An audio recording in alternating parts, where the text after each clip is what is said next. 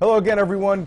Ken Molestina here from CBSDFW.com as we continue to stream and bring you live coverage of the Aaron Dean trial. Want to go ahead and send things over to Jason Allen, who is live inside the courthouse. Jason, day 6.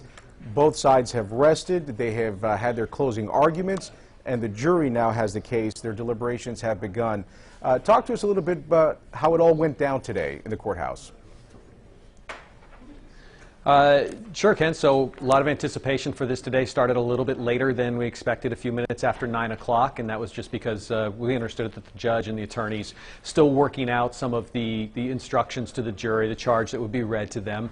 That in itself was interesting because it answered a big question for us, and that was, would the judge include in those instructions the option for the jury to also consider manslaughter as a possible charge? We'd heard that during jury selection. Didn't know if it was going to happen, but it is something that he included in his instructions to the jury. So they could consider murder. If they don't find that, they could consider manslaughter, or they could find him not guilty. Far lesser penalty with manslaughter, 2 to 20 years, plus there's the possibility of probation if it's a smaller sentence, I think on the lower end of that, less than 10 years, whereas the murder conviction, if they decided that, would be 5 to 99 or up to life in prison. So that is interesting because it gives them an option. However, as the defense said in their closing arguments, they believe that he should just not be found not guilty of any of these charges. The defense somewhat stuck to their strategy of looking at facts and what Aaron Dean was faced with. Bob Gill went through everything. He went through the jury charge, and he talked to a great extent about what it was that he felt that Aaron Dean saw that night, reviewed the testimony, reviewed the testimony of Tatiana Jefferson's nephew, how he had said some things in court that were different than some of the recorded interview that he gave right after the shooting happened, and really went through the basic facts of the case. The state, on the other hand, very similar to how they had presented their case over the last 5 or 6 days, very emotional, really playing on this idea that here is a woman in her own home who has every right to defend herself in her home, defend the 8-year-old boy who she is with, and instead loses her life that night. So the jury very attentive through all of this, as they have been throughout much of the trial. Aaron Dean, at one point I noticed, and this came during the defense's closing arguments, they played a portion of that interview with Jefferson's nephew, and Aaron Dean started tearing up at that point, had to ask for a tissue to wipe his nose, wipe his eyes, and that was as that portion of the video played. But jury went out, as I'm looking at the clock here, just about 20 minutes ago, and now, as I heard one of Jefferson's family members say as they left the court, now it's a waiting game to see when they come back. Yeah, certainly a waiting game, and one that we're all paying close attention to here.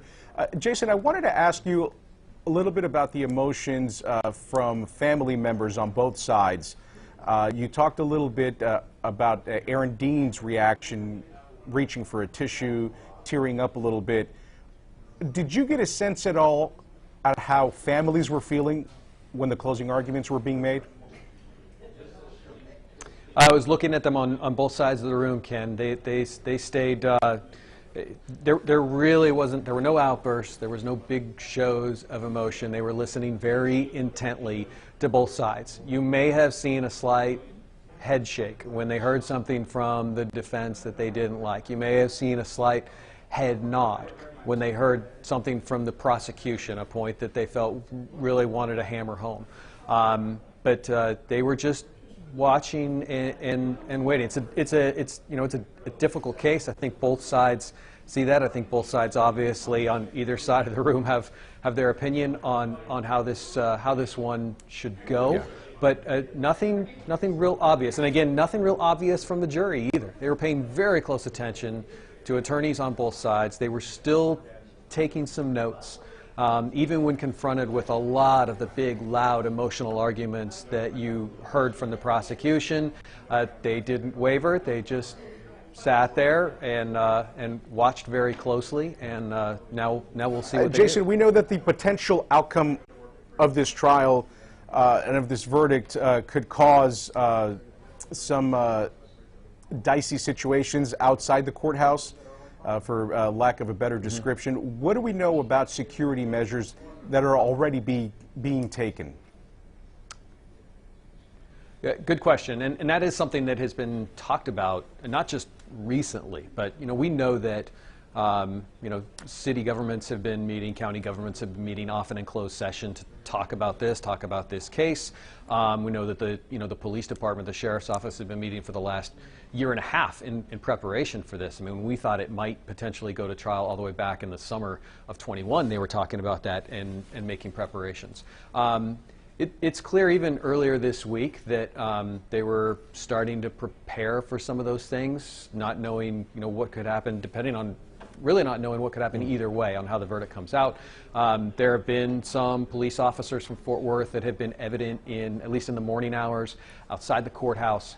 There have been some parking areas that we noticed that were blocked off around the courthouse this morning. There's definitely an extra presence of law enforcement officers from the state that are here at the courthouse today. So it is evident. It's not overwhelming, but it's clear that some of those measures have been taken in preparation for this. As you mentioned, it is now officially a waiting game for everybody involved.